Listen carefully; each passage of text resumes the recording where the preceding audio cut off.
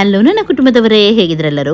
ಇವತ್ತು ನಾನು ನಿಮ್ಮ ಜೊತೆ ಸಾಫ್ಟ್ ಆದ ಒಂದು ಸೂಪರ್ ಸಿಂಪಲ್ ದೋಸೆ ತೋರಿಸ್ತಾ ಇದ್ದೀನಿ. ತುಂಬ ಚೆನ್ನಾಗಾಗುತ್ತೆ. ಇದಕ್ಕೆ ನಮಗೆ ಬೇಕು 3/4 ಕಪ್ಪಷ್ಟು ಹೆಸರು ಬೇಳೆ, 1 ಟೇಬಲ್ ಸ್ಪೂನಷ್ಟು ಸ್ವಲ್ಪ ಮೆಂತ್ಯ ಸಾಕು, 2 ಟೇಬಲ್ ಸ್ಪೂನಷ್ಟು ಉದ್ದಿನಬೇಳೆ, ಹಾಗೂ ಇದಕ್ಕೆ 2 ಕಪ್ಪಷ್ಟು ರೈಸ್. ನಾನಿಲ್ಲಿ ಸೊಸೈಟಿ ರೈಸ್ ಅಂದರೆ ರೇಷನ್ ಅಕ್ಕಿ ಯೂಸ್ ಮಾಡಿದ್ದೀನಿ. ನೀವು ಯಾವುದು ಕೂಡ ಬೆಳ್ತಕ್ಕಿ ಯೂಸ್ ಮಾಡ್ಬೋದು. Dosa rice, idli rice. ಅಕ್ಕಿ ಎಲ್ಲ ಚೆನ್ನಾಗಿ ತೊಳೆದಾದ್ಮೇಲೆ 1 ಕಪ್ಪಷ್ಟು ಪೇಪರ್ ಅವಲಕ್ಕಿ ಹಾಕಿದ್ದೀನಿ. ನೀವು ಬೇಕಿದ್ರೆ ದಪ್ಪ ಅವಲಕ್ಕಿ ಕೂಡ ಹಾಕ್ಬೋದು. ಇದು ಚೆನ್ನಾಗಿ ನೆನೆಯಲ್ಲಿ ಆಮೇಲೆ ಇದನ್ನು ಗ್ರೈಂಡ್ ಮಾಡೋಣ. ಓಕೆ, ಇವಾಗ ನೋಡಿ ಒಳ್ಳೆ ರೀತಿ ನೆನೆದಿದೆ. 2ರಿಂದ 3 ಗಂಟೆ ಚೆನ್ನಾಗಿ ನೆನೆ ಹಾಕಿದ್ದೆ ನಾನು ಇದನ್ನು. ಇವಾಗ ಇದನ್ನು ಮಿಕ್ಸಿ ಜಾರಿಗೆ ಹಾಕಿ ನುಣ್ಣಗೆ ಇದನ್ನು ರುಬ್ಬೋಣ. ನೋಡಿ ಗ್ರೈಂಡ್ ಮಾಡಿದ್ದೀನಿ. ಗ್ರೈಂಡ್ ಮಾಡಿ ಒಂದು ಪಾತ್ರೆಗೆ ಹಾಕಿ ಇಡ್ತಾ ಇದ್ದೀನಿ. ಓವರ್ ನೈಟ್ ಇದನ್ನು ನಾವು ಇಡ್ಲಿಕ್ಕೆ ಉಂಟು. ರುಚಿಗೆ ತಕ್ಕಷ್ಟು ಉಪ್ಪನ್ನು ಹಾಕೋಣ. ಫುಲ್ ನೈಟ್ ಇದನ್ನು ಮುಚ್ಚಿಡೋಣ. ನಾಳೆ ಬೆಳಿಗ್ಗೆ ನೋಡೋಣ. ನಾನಿಲ್ಲಿ ಮಿಕ್ಸಿಯಲ್ಲಿ ಸ್ವಲ್ಪ ಮೆಣಸನ್ನು ತೊಗೊಂಡು ಅದನ್ನು ನೋಡಿ ಈ ರೀತಿ ಹುಡಿ ಮಾಡಿ ತೊಗೊಂಡಿದ್ದೀನಿ. ಈ ಮೆಣಸಿನ ಹುಡಿಯಲ್ಲಿ ಸ್ವಲ್ಪ ನಾನು ಸಪ್ರೇಟಾಗಿ ಇಟ್ಟಿದ್ದೀನಿ. ಅದು ಮತ್ತೆ ಯಾಕಂತ ಗೊತ್ತಾಗುತ್ತೆ. ಇದಕ್ಕೆ ನಾನು ಉಪ್ಪು, ಸ್ವಲ್ಪ ತೆಂಗಿನಕಾಯಿ, ಹಾಗೂ ಪುಟಾಣಿ ಕಡಲೆ, ಹುಳಿ, ಕೊತ್ತಂಬರಿ ಸೊಪ್ಪು ಇಷ್ಟನ್ನು ಹಾಕಿ ಗ್ರೈಂಡ್ ಮಾಡ್ತೀನಿ.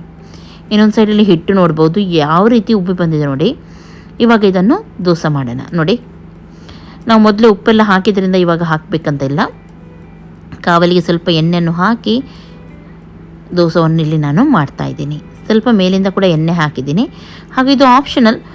ಸ್ವಲ್ಪ ನೀರುಳ್ಳಿ, ಕೊತ್ತಂಬರಿ ಸೊಪ್ಪು, ಹಾಗೂ ನಾನು ಹೇಳಿದೆ ನೋಡಿ ಸ್ವಲ್ಪ ನಾನು ಚಿಲ್ಲಿ ಒಣಮೆಣಸನ್ನು ಗ್ರೈಂಡ್ ಮಾಡಿ ಸಪ್ರೇಟಾಗಿ ಇಟ್ಟಿದೆ ಅಂತ ಹೇಳಿ ಅದನ್ನು ಇದರ ಮೇಲೆ ಹಾಕಿದ್ದೀನಿ.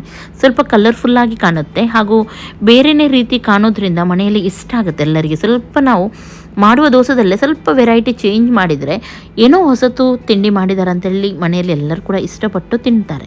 ಹಾಗಾಗಿ ನಾನು ಇದಕ್ಕೆ ಸ್ವಲ್ಪ ಕಲರ್ಫುಲ್ ಇರಲಿ ಅಂತ ಹೇಳಿ ಈ ರೀತಿ ಮಾಡಿದ್ದೀನಿ. ತುಂಬ ಸಾಫ್ಟಾಗಿ ಚೆನ್ನಾಗಿ ಬರುತ್ತೆ ಹೆಸರು ಬೇಳೆಯ ದೋಸೆ. ಅದೇ ರೀತಿ ಮತ್ತೊಮ್ಮೆ ಸ್ವಲ್ಪ ಎಣ್ಣೆಯನ್ನು ಹಾಕ್ತಾ ಇದ್ದೀನಿ. ಹಾಗೂ ನೋಡಿ ದೋಸೆ ಯಾವ ರೀತಿ ನಾರ್ಮಲ್ ಆಗಿ ಬಿಡ್ತೀವಿ ನೋಡಿ ಅದೇ ರೀತಿ ಬಿಡ್ತೀನಿ. ನಾನು ಇಲ್ಲಿ ಹರಡಲಿಕ್ಕೆಲ್ಲ ಹೋಗಲ್ಲ, ಹಾಗೆ ಇಡ್ತಾ ಇದ್ದೀನಿ. ಆಮೇಲೆ ಸ್ವಲ್ಪ ನೀರುಳ್ಳಿ, ಕೊತ್ತಂಬರಿ ಸೊಪ್ಪು ಹಾಗೂ ಚಿಲ್ಲಿ ಫ್ಲೇಕ್ಸ್ ಉಂಟು ನೋಡಿ ಅದನ್ನು ಹಾಕ್ತೀನಿ. ನೋಡಿ ಇದೇ ರೀತಿ ಎಲ್ಲ ದೋಸೆಯನ್ನು ನಾವು ಮಾಡಿ ತೆಗೆಯೋಣ. ಹಾಗೂ ಚಟ್ನಿ ಆಲ್ರೆಡಿ ನಾನು ಗ್ರೈಂಡ್ ಮಾಡಿ ಪಕ್ಕದಲ್ಲಿ ಇಟ್ಕೊಂಡಿದ್ದೀನಿ. ತುಂಬ ಚೆನ್ನಾಗಾಗುತ್ತೆ ಆ ರೀತಿ ನೀವು ಚಟ್ನಿ. ಇದಕ್ಕೆ ಕಾಂಬಿನೇಷನ್ ತುಂಬ ಸೂಪರ್ ಇರುತ್ತೆ. ಸ್ವಲ್ಪ ಚಟ್ನಿಗೆ ಕೂಡ ಕೊತ್ತಂಬರಿ ಸೊಪ್ಪನ್ನು ಉಂಟು ನೋಡಿ ಕಟ್ ಮಾಡಿ ನೀವು ಹಾಕಿ.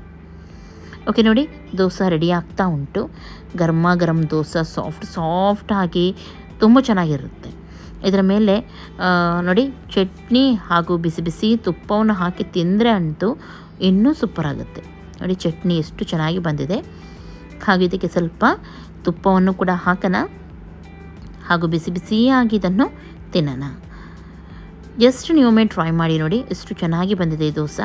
ನೀವು ಕೂಡ ಟ್ರೈ ಮಾಡಿದರೆ ಇದೇ ರೀತಿ ಬರುತ್ತೆ. ಇವತ್ತಿನ ಈ ರೆಸಿಪಿ ನಿಮಗೆ ಇಷ್ಟ ಆಗಿರ್ಬೋದು ಅಂತ ಎನಿಸ್ತೀನಿ. ಎಷ್ಟೊಂದು ಸ್ಪಾಂಜಿ ಆಗಿದೆ ನೋಡ್ಬೋದು ನೀವು, ಸಾಫ್ಟ್ ಆಗಿರುತ್ತೆ.